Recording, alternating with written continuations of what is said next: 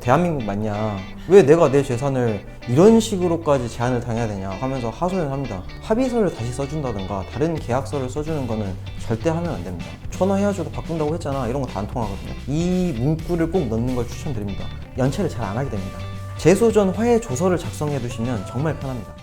임대님, 오늘 주제는 임대님이 직접 준비해 주셨죠. 임대인을 위한 영상 상가 임대차 1편입니다. 사석에서 이제 들어보면 뭐 돈이 많은 임대인은 뭔가 좀 나쁘고 돈이 없는 임차인은 되게 착하다라는 편견이 있는 것 같아요. 사실 나쁜 임대인과 나쁜 임차인이 거의 50대 50으로 존재합니다. 어떤 사례가 있었냐면 임차인 A씨가 힘들어서 임대인을 찾아옵니다. 아, 지금 너무 사정이 힘드니까 보증금이 남아있잖아요. 보증금에서 좀 까는 방식으로 나머지 기한을 채워달라. 내가 대신 딱 기한이 끝나면 확실하게 나가겠다. 그래서 이제 관련 내용을 좀 합의서를 써달라 해서 임차인 입장에서는 진짜 얘가 사정이 딱하구나. 그래서 알겠다. 합의서 써주고 다 했어요. 근데 기간이 딱 되니까 갑자기 태도 돌변해서 나는 나갈 수 없다. 네가 합의서 써주지 않았냐. 그리고 뭐 상가 임대차 보호법 기간으로도 난 더 버틸 수 있다. 이렇게 합니다. 임대인은 너무 당황스럽죠. 그러면 명도 소송을 합니다. 소송은 이겨요.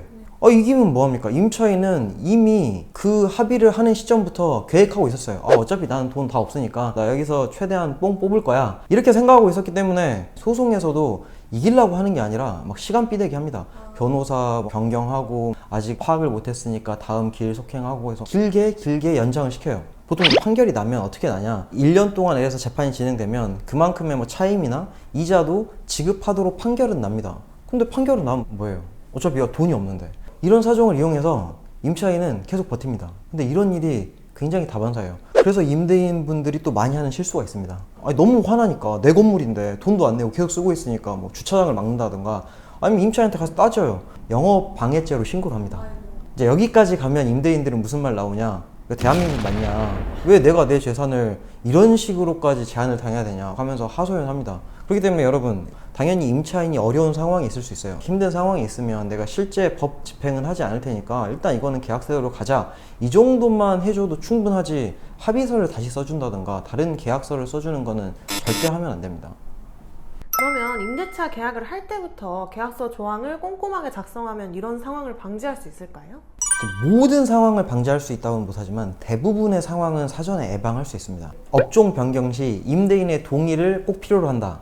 이건 계약서에 없더라도 일반법으로도 보호는 됩니다. 근데 이제 나중에 다툼이 생기면 이걸 증명해내기가 쉽지가 않아요. 그래서 여기서 꿀팁 드리면 서면 동의 없이를 계약서에 딱 박아놓으면 너무 좋습니다. 내가 옛날에도 전화 헤어져도 바꾼다고 했잖아. 이런 거 다 안 통하거든요. 명백하게 내가 서면으로 동의합니다 라를 줘야지 효과가 발생하기 때문에 이 문구를 꼭 넣는 걸 추천드립니다.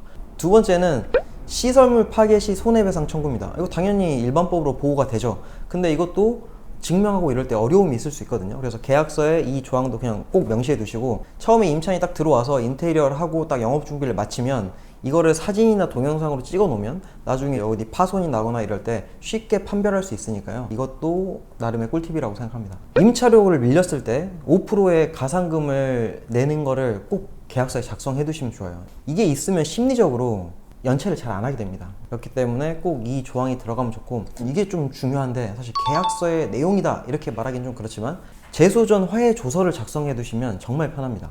3번 이상 이 임대료를 안 내면 너는 나간다, 아니면 네가 어떤 시설물을 파괴하거나 이런 사안이 있으면 나간다라는 계약서를 쓴 다음에 이거를 공증을 해 두는 겁니다. 공증이라는 게 집행력을 갖기 때문에 소송이 필요가 없는 상황이 발생합니다. 그만큼 시간을 단축할 수가 있겠죠. 특히 보증금이 굉장히 적을 때 있잖아요. 보증금은 적고 월세가 센 경우, 그럴 때는 월세 2-3번 밀려도 보증금이 다 까여요. 그럼 임대인은 되게 그때부터 두근두근 하거든요. 그럴 때는 화해 조서를 작성해서 판결의 시간을 거칠 필요 없이 바로 집행해서 나가라고 할 수 있습니다. 임대인이 보증금을 돌려주기 전에 체크해야 할 사항에 어떤 것들이 있을까요? 첫 번째는 당연히 임대료가 밀린 게 있는지, 밀렸다면 그 연체료를 잘 지불했는지, 공과금들 있잖아요. 수도세, 전기세 이런 것들이 임차인이 다 냈는지, 이게 나가면서 원상복구가 다 됐는지, 이제 이 4가지는 근데 통상적으로 많이 확인하십니다. 특별한 문제가 안 되는데 오늘의 가장 중요한 지점은 바로 여기입니다. 폐업 신고를 확인하셔야 됩니다. 이거 잘 안 하시더라고요. 보통 당연히 상가 건물은 어떤 영업을 위해서 임차를 하잖아요. 근데 이 사람이 여기에 사업자 등록이 돼 있으면 다른 임차인이 똑같이 왔을 때 허가가 안 나요. 여기에 이미 있으니까 이게 폐업이 돼야 이 주소지로 사업자 등록도 되고 영업 허가도 나기 때문에 그럼 다음 임차인은 불법 영업을 하던가 아니면 영업을 할 수가 없는 상황이 됩니다. 그래서 말씀드린 것처럼 폐업 신고를 확인하는 게 중요하고 혹시 폐업 신고를 안 했다면 가장 빠른 방법은 직권으로 세무서에 가서 임대인이 말소하는 방법이 있습니다. 오늘은 상가 임대차 중 임대인에 관한 부분 1편이었는데요. 다음 주제는 임대료와 임대 기간에 대한 이야기이기 때문에 사실 상가 임대차를 한다면 무조건 발생할 수밖에 없습니다. 이거 잘 모르면 저를 만나셔야 돼요. 변호사비를 내시겠습니까? 아니면은 구독을 누르시겠습니까? 구독과 좋아요, 알림 설정까지 부탁드립니다. 합법이니까요.